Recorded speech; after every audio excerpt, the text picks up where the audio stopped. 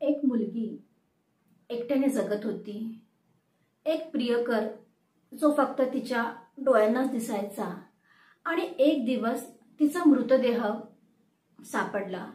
प्रश्न असा होता की खून तर झाला होता, पण खून कोणी केला होता हे कोणालाच दिसलं नव्हतं.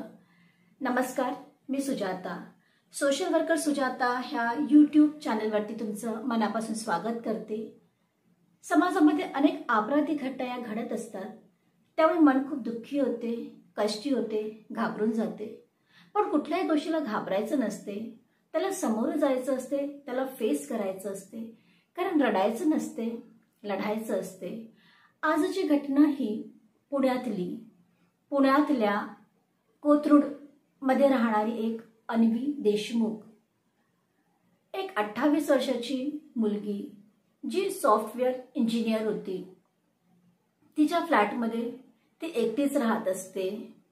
स्वभावाने शांत, सौम्य, सुशील अशी ती. शेजाऱ्यांना सुद्धा तिच्याबद्दल फारसं माहिती नव्हतं. ती शेजाऱ्यांसोबत पण फारसा संबंध ठेवत नव्हती, पण तरीही सगळे तिला चांगलं समजायचे. पण एक गोष्ट सगळ्यांनाच माहिती होती की तिच्या घरी कोणीतरी एक मुलगा येतो अधूनमधून, उंच, गोरा, गंभीर. पण तो कोण आहे हे आजूबाजूच्या कुणालाच माहिती नव्हतं. ऑक्टोबर 2022 रविवारचा दिवस.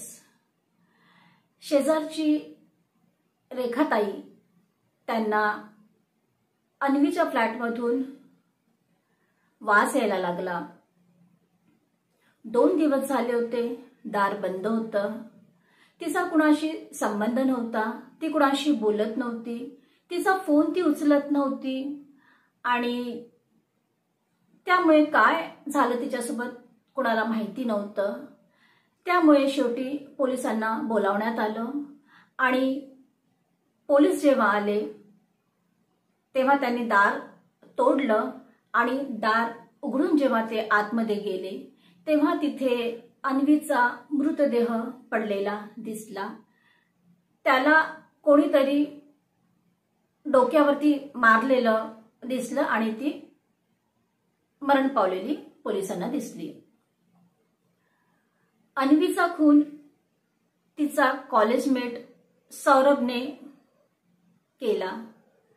कारण सौरभ हा अधूनमधून येताना दिसायचा, पण तो कोण होता हे माहिती नव्हतं. पण इन्व्हेस्टिगेशन केल्यानंतर हे कळलं की तो तिचा कॉलेजचा सौरभ होता. पोलिसांनी सौरभ कुलकर्णीला पकडलं, त्याला अटक केलं. त्यानंतर त्याला विचारलं की काय झालं. 2 दिवस तर तो काही बोललाच नाही. पण तिसऱ्या दिवशी तो म्हणाला की अन्वीचा खून मी केला. माझं करिअर बर्बाद झालं होतं आणि अन्वी कमवते आहे, तिच्याकडे पैसा आहे हे मला माहीत होतं. तिच्या मानसिक अवस्थेचा फायदा मी घेतला आणि तिच्या आयुष्यात आर्यन म्हणून पदार्पण केलं.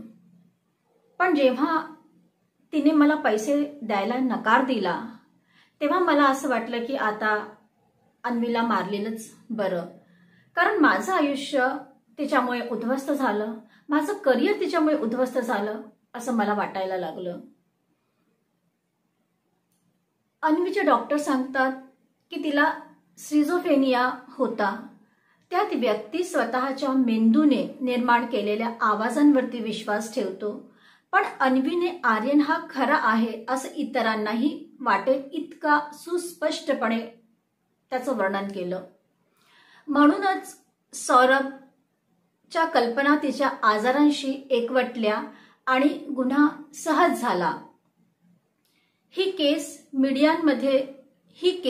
मीडियामध्ये भ्रमातला प्रियकर खरा की खोटा अशा शीर्षकाने वाऱ्यासारखी पसरली. लोकांना हे कळायला वेळ लागला की हा एक फक्त क्राईम नव्हता, तर एक मानसिक आजार, विश्वासघात आणि गुन्हेगारी याचा दुर्दैवी संगम होता.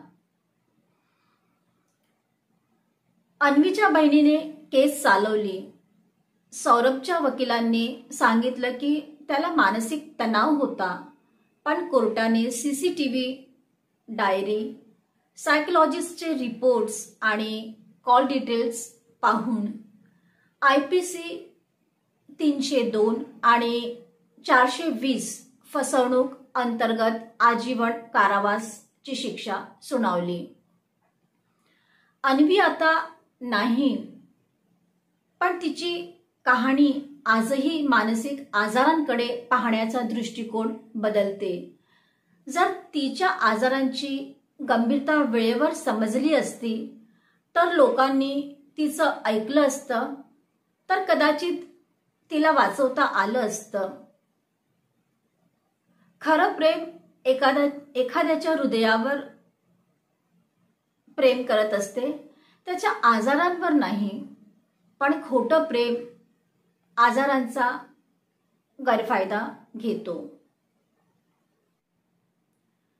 तुम्ही पाहताय सोशल वर्कर सुजाता. ह्यात रियल क्राईम स्टोरीज, जिथे सत्य असते पण विश्वास ठेवणं कठीण असते.